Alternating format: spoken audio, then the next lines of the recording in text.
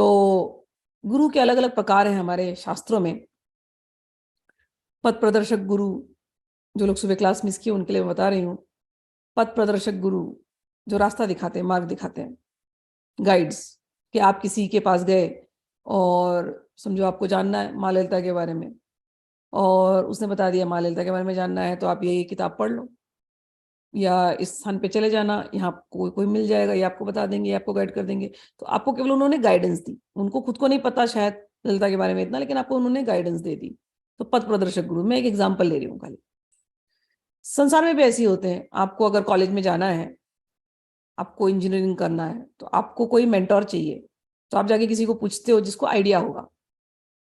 तो आप जाके पूछोगे मैं कहाँ अप्लाई करूँ, कौन से कोर्सेज बेस्ट हैं, आप मुझे बता सकते हैं कि? तो उसने मेंटरिंग की आपको और आप पहुंच गए उस जो भी चीज आपको चाहिए। तो पथ प्रदर्शक गुरु। तो ऐसे ही स्पिरिचुअल, जब आध्यात्मिक रास्ते पे आप चलते हैं ना, तो ऐसे गुरु भी होते हैं, पथ प्रदर्शक गुरु उनको कहते हैं। फिर श्रवण के गुरु होते हैं कि आपको उनकी बातें अच्छी लगती हैं, तो आप सुन रहे हैं उनकी बातों को। जैसे अभी मॉडर्न वर्ल्ड में हम इतनी सोशल मीडिया है, तो सोशल मीडिया पे अलग अलग जगहों से अलग अलग रील्स आते हैं, स्टोरीज आती हैं, कितने सारे गुरु हैं ना।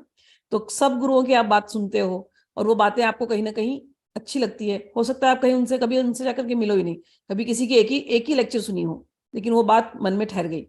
श्रवण, कभी किसी को देखा ही नहीं है लेकिन मन में वो बात ठहरी है, तो वो श्रवण गुरु हुए, जो बात आपको भगवान की तरफ खींच करके लेके गई। कभी रास्ते में मैं घूमने निकलती हूँ, तो मैं रास्ते में कितने संतों को मिली हूँ, और उनसे जो जो बातें सीखी हैं वो सब मेरे मन में आज भी है। कभी उन गुरुओं को जाकर के वापस मिलने वाली नहीं हूँ, कभी कोई ऐसे ही मिल गए। तो ये श्रवण वाली, और उन्होंने, उनसे मैंने केवल सुनी, सत्संग किया, सुना, और वो बातें जो मुझे याद है वो मैंने लिखी डायरीज में कहीं कहीं, और मुझे याद रही। तो श्रवण गुरु।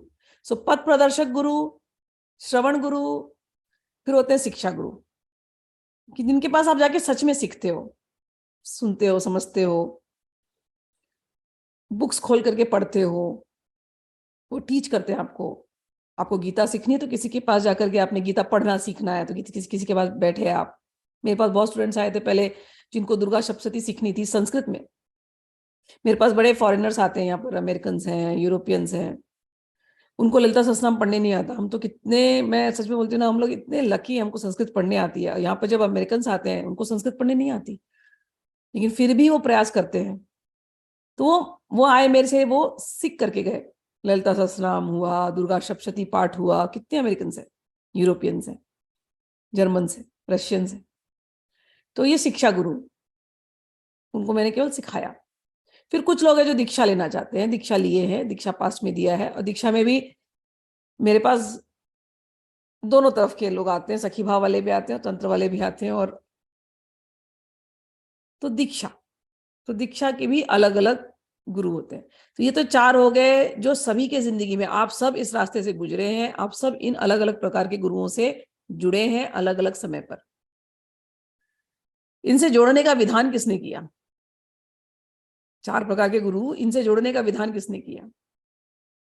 तो जो सबसे बड़ा गुरु है वो, उसको कहते हैं चैत्य गुरु, जो आपकी चेतना में, जो आपकी अंतरात्मा में, जो आपके परमात्मा रूप में है, वो है कृष्णम वंदे जगत गुरु। ठीक है, तो उनको हम कहते हैं चैत्य गुरु। तो सबसे बड़े गुरु चैत्य गुरु। ये ऊपर के जितने चारों गुरु हैं, ये ऊपर के चारों गुरु का इंतजाम भी ये चैत्य गुरु ही कराते हैं, उनके मुख से बुलवाते हैं। और ये चारों गुरु का काम यही होना चाहिए कि आपको आपके चैत्य गुरु से मिला दे। गुरु और शिष्य दोनों को मेरे गुरुदेव ने सिखाया कृष्णार्थी होना चाहिए। अब कृष्णार्थी क्योंकि मुझे कृष्ण भक्ति में थी, अब आप लोगों को ललिता त्रिपुर सुंदरी माँ से प्राप्त प्रेम है, तो बिल्कुल मेरे अंदर भी वही प्रेम होना चाहिए जो आपके अंदर है। जब हम दोनों ही ललिता माँ को उतना प्रेम करेंगे तो बात बन जाएगी, जो भी हम ग्रंथ पढ़ रहे हैं वो आपको भी समझ में आएगी और मुझे भी समझ में आएगी। समझ में आया? और इसमें से कुछ और रहेगा तो फिर बड़ी मुश्किल होती है। तो जैसे कृष्णार्थी, भगवदार्थी, देखिए उस भाव से हम लोगों को जुड़ना चाहिए और हमको समझना चाहिए। आजकल जो हमारे कलयुग में हो चुका है ना, जैसे गुरु लोग, ऑर्गेनाइजेशन है, तो उसमें बहुत होता है कि नहीं आप गुरु नहीं बदल सकते, आप ऐसे हो जाए, तो ये गुरु नहीं बदलना चाहिए, शिक्षा गुरु अलग है, दीक्षा गुरु अलग है, ये सब बहुत बहुत सारे लोग फंडे देते हैं बिना उसकी छानबीन किए। गुरु गिर गए तो हमारे यहाँ महाभारत में ये श्लोक है। मैं सुबह से याद कर रही थी कहाँ का श्लोक दिया था, तो महाभारत का श्लोक मुझे दिखाया था एक संत महात्मा ने कि गुरु अगर गिर गए, होता है ना गुरु कई बार गिर जाते हैं, हमारे कलयुग में तो बहुत कॉमन है ये चीज, तो क्या किया जाए, उस शिष्य का क्या हो, क्योंकि बड़ा कठिन है। एक बार किसी को गुरु आपने एक्सेप्ट कर लिया और वो गुरु आपके नजर के सामने गिरा या कुछ ऐसी बातें है ना, बड़ा कठिन है झेलना। कि गुरु क्या अनकंडीशनल प्यार होता है, बड़ा प्यारा संबंध है गुरु और शिष्य का, तो बड़ा तकलीफ होता है शिष्य को। तो ऐसे में क्या करे शिष्य। तो महाभारत का ये श्लोक था जिसमें वो लिखा है क्लियरली कि अगर कभी गुरु गिर गए तो ऐसे व्यक्ति को त्याग दिया किसी शिष्य ने तो उसको कोई दोष नहीं लगता, ये भी हमारे यहाँ बताया गया। और शिष्य को कैसा होना चाहिए, ये तो बार बार गुरु गीता में ही बताया गया कि शिष्य को मधुमक्खी जैसा होना चाहिए, हर जगह जाए और मधु को वो इकट्ठा करे। तो हर जगह जाओ, ज्ञान लो, जिससे तुम्हारा दिल जुड़ जाओ, ठीक है। और गुरु को भी इतनी फ्रीडम देनी चाहिए अपने शिष्य को कि वो सब जगह जाए और सब सीखे। क्योंकि ये मैंने कहा ना, ये चारों गुरु का एक ही काम है, आपको चैत्य गुरु श्री कृष्ण से मिलाना।